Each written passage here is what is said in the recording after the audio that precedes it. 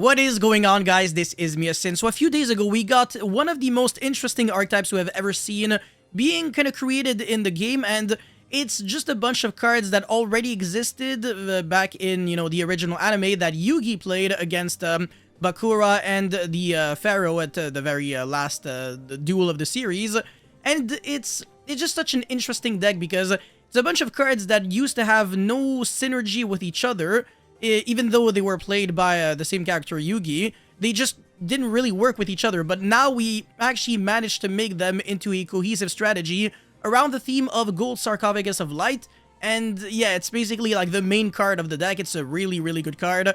And a bunch of your cards, they have like, extra good effects if you have access to that card. And this deck is able to break boards and set up big boards if you are going first, not like massive boards, but you can definitely make some nice interruptions, and you have like an inherent answer to everything. You can play around evenly in a way, and you can do a lot of really cool things and abuse a lot of nasty cards. So today I'll show you guys a bunch of combos as well as a deck profile, and also some games with this deck, because I even playtested this deck online, and I was able to have pretty good results, even when I was going second. So it's a very fun deck, and if this video can get to like 1,000 likes, you know what? I'll be down to make a live stream on it. So smash the like button for Yugi and the subscribe button as well. Alright, let's jump into combo number 1, which involves pretty much any of your 1-card starters. You have 12, so this deck is relatively consistent, 85+% consistency rate. I mean, maybe not 12, but like almost, because you also have Pot of Prosperity and stuff like that. Anyways, this card can search a monster from your deck to your hand that mentions Gold Sarcophagus of Light, and it's also a quick play, so you can use it on the draw phase to mitigate the impact of Droll and Logbird. And you're going to be searching the Tricolor Gadget, which searches yet again another card that mentions Gold Sarcophagus of Light.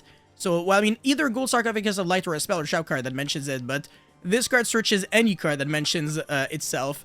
And it's just so incredibly good. It can now be destroyed by monster effects, including your own monster effects, which matters. And then another effect is, like I said, the search effect, which is insane. And the final effect, if your opponent special summons a monster or monsters from the grave, you can discard one spell and then target one of those monsters and send it to the graveyard. That's a very unique effect, and it could come up. Anyways, you'll be searching this card right here, the Geas Gandora, the Dragon of Destruction, which is a revisited version of Yugi's legendary boss monster, Gandora. And this card has a very similar effect to the original Gandora, so you can pay half of your life points, destroy every other card on the field, and then banish them. So if you're playing against like Burning Abyss, they're not gonna float or anything. And then you can actually summon a level 7 or lower monster that mentions Gold Sarcophagus of Light from your deck.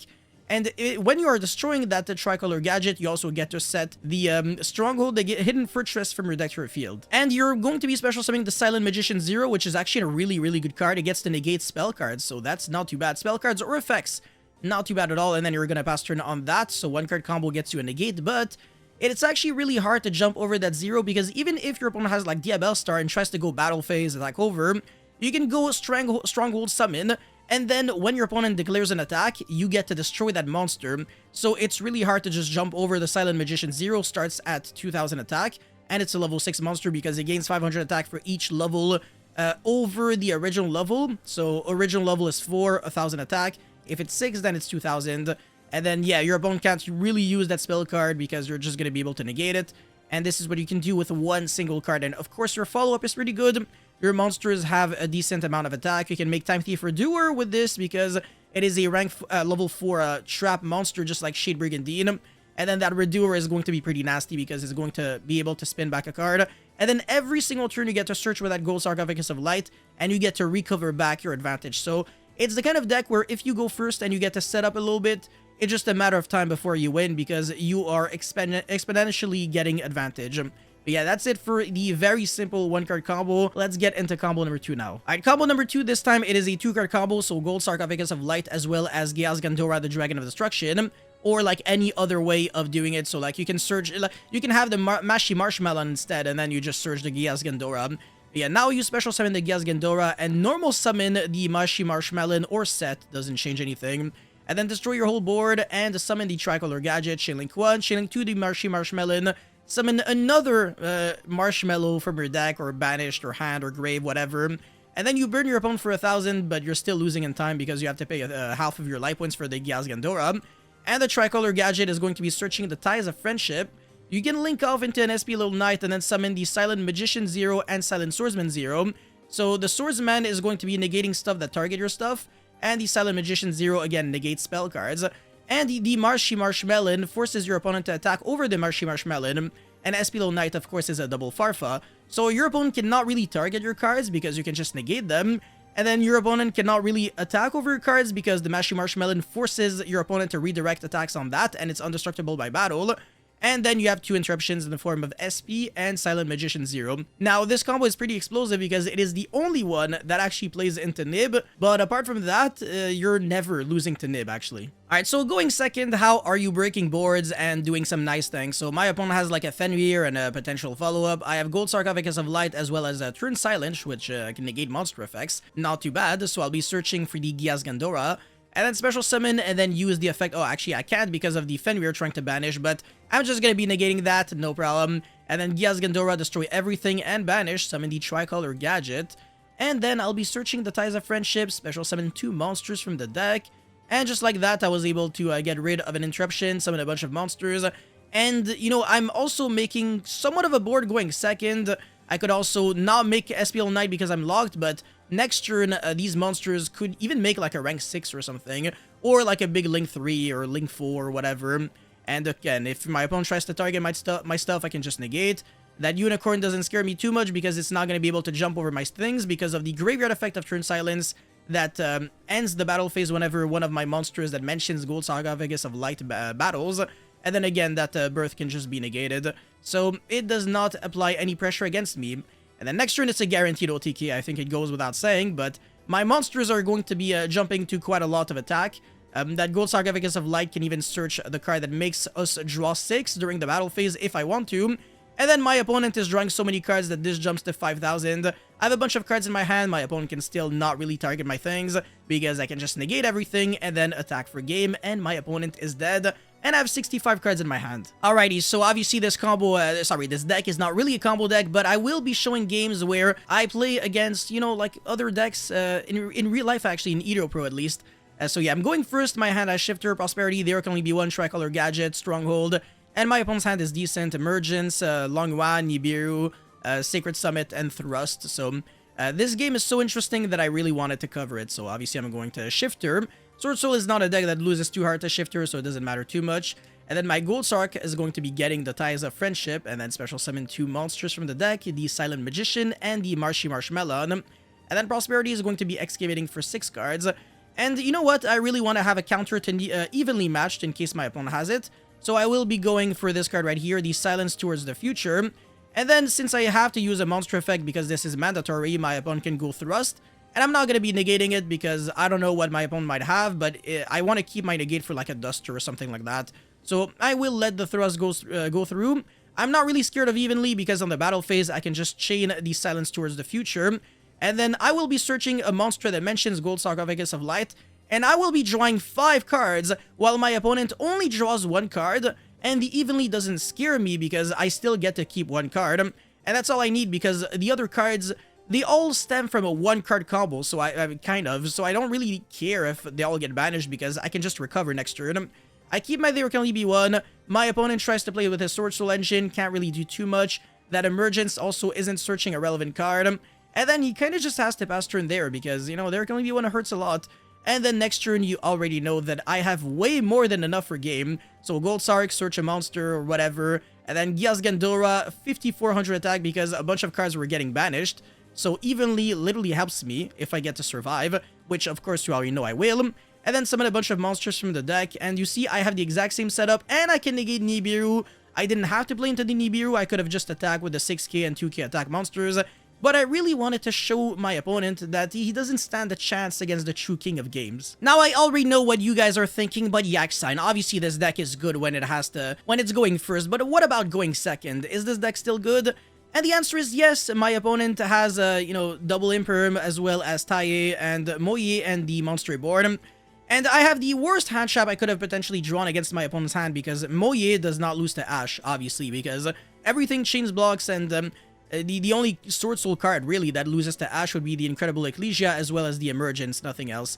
And of course, they always have Moye when you have Ash, always, man. So yeah, summon all of your things, and then Chijiao, Chilling Quan, Chilling 2. I'm not trying to Ash a card that draws 1 card. That's pathetic. And then the long one is discarding the tie, get himself a token, and then summon the Baron, and then burn me for 12, and then activate the Monster Reborn, revive back the tie, and then banish 1 card from the grave to summon a token, and summon Dragite. So that's 6 interruptions right here. 3 negates on the board, and then he didn't set the second Emperor, but he could have had. And then I guess I'm going to be searching for the Tricolor Gadget, but it's going to be really rough to break that board because my opponent has way too many interruptions, like way too many. The Typhon is jumping over the Chijiao, he negates it, so I can't go, okay, bounce back one of her monsters. I try to survive by setting the Tricolor Gadget and the There Can Only Be One. He does have the Cosmic Cyclone for my There Can Only Be One, otherwise I just wouldn't have used it too well, early. But either way, he could have destroyed it with the Baron de Fleurs, so the Cosmic wasn't even needed. And he negates my Tricolor Gadget for absolutely no reason, because he could have let it resolve and then destroyed the trap card with the Baron, so I don't know why he negated that. And now that he has no negates, even though he has double Imperm and Dragite, the game might actually become a little more doable for me, because I top deck the Imperm on the Dragite, and then the Gold Sark searches the Silent Swordsman 0. I can resolve the Ties of Friendship to special summon 2 monsters from the deck. My Tricolor Gadget gets Impermed, I negate, and then the Chijiao negates my Silent Swordsman, which is fine, because now my opponent only has a Chijiao, a Dragite, and an Imperm, and I feel like I have enough to the point where I should at least be surviving this game. And the Dragite, unless it hits a Nibiru here, it will not be bouncing back anything, and he misses, so whatever. And he doesn't know that Mashi Marshmallow forces him to attack over it, and it's indestructible by battle, so he's not gonna go too far, and when he tries to negate, I can negate, and then he has to use another negate. So he's wasting a lot of advantage, and again, this is where he's completely dead, because I can just play and completely destroy this whole board, because I can search for the Giaz Gandora, and then I can, you know, yeah. I mean, there's nothing that these interruptions can do, because the Chijiao I can just negate with the Silent Swordsman 0, and the Dragite I can search the quick play that negates, and then the Giaz Gandora resolves, banish everything, and then attack for game, and he's dead, because it's basically a Grand Maju. So yeah, going second, you can still grind it out through a bunch of interruptions. My opponent had like 6 here, and it, you know, my Ash was not even usable all game long, unless I Ash the Moye to draw 1. And yeah, if people are not really aware of what you're trying to do, you can definitely outplay people. But yeah, that's it for this one. Let's get into the deck profile now. Alrighty, Yugi best deck, you already know it. So how consistent is this deck? Well, I made sure to split everything so that you could be well aware of what this deck is trying to do and how consistent and reliable and powerful it is. So obviously I am playing 15 utility cards, so 3 Fenrir, 9 Handshap, so 3 Ash, 3 Shifter, 3 Imperm, and 3 There Can Only Be One.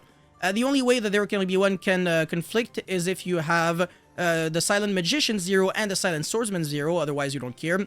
Actually, no, sorry, this is a Spellcaster and this is a Warrior. I meant like if you have like 2 of the same, but this is a Machine and this is a Dragon and this is a Fairy, so yeah, There Can Only Be One is just like absolutely free real estate in this deck, and Fenrir is a Psychic, so yeah, this is just like way too good. You absolutely have to play it.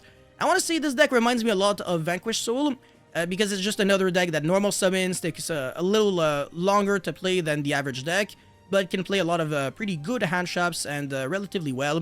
And of course, Shifter is absolutely free in this deck because the graveyard does not matter whatsoever. So it's probably on the same tier level as Vanquished Soul, maybe a little less good because your main deck monsters have lower attack, but it's still probably like a good rogue option. I would play this deck at regionals, and I think it could win regionals, but maybe not win YCSs. Probably top YCSs though, because it is very consistent. As you can see here, Tricolor Gadget is a 1-card combo. Silence Towards the Future, 1-card combo. Gold Sark, obviously 1-card combo. And Prosperity allows you to dig into your engine, so it helps you out a lot. And these cards make you survive. There Can Only Be One makes you survive. And all of these 12 cards right here, they don't work as 1-card combos, but they might help you out. Yeah, I mean, they're either combo pieces, like these monsters. They don't really do anything if you draw them. As well as the Giaz Gandora is not too bad if you draw it, and Mashi Marshmallow also isn't too bad. Ties of Friendship is not too bad if you have a Gold Sark, but otherwise it does nothing because you can only use it if you have the Gold Sark. And Turn Silence, again, negates stuff, so it can make you, well, help you out when you're going second, or when you're going first and your opponent has hand traps. Because this isn't really like an Imperm, it negates monster effects from, wherever it is. So, like, you can negate Nibiru or Ash or stuff like that. Like, regardless of where the monsters are, you can always negate them with Turn Silence. And you're also increasing the level of one of your monsters by 3. So you're making your Silent Swordsman 0 and Magician 0 attack go up by 1500. Which is actually pretty nice. It allows you to have a little bit more beatdown juice. Pretty cool deck, 40 card deck list. That's all you need. And I want to say these ratios for the most part are absolute perfection. Like, I don't think there's a single way to make this deck list any better than what you're seeing on the screen right now. Maybe the extra deck can improve though. So yeah, I'm playing Zeus and Typhon. I actually consider playing 2 Typhon, not too bad. And then Redoer, obviously in this deck is insane because the Stronghold is a trap monster. So you can make a nasty Redoer with that. And then Baguska, of course, Excite on Knight to break boards. Dweller, I mean, the Excite on Knight is good when you can't rely solely on the Gias Gandora.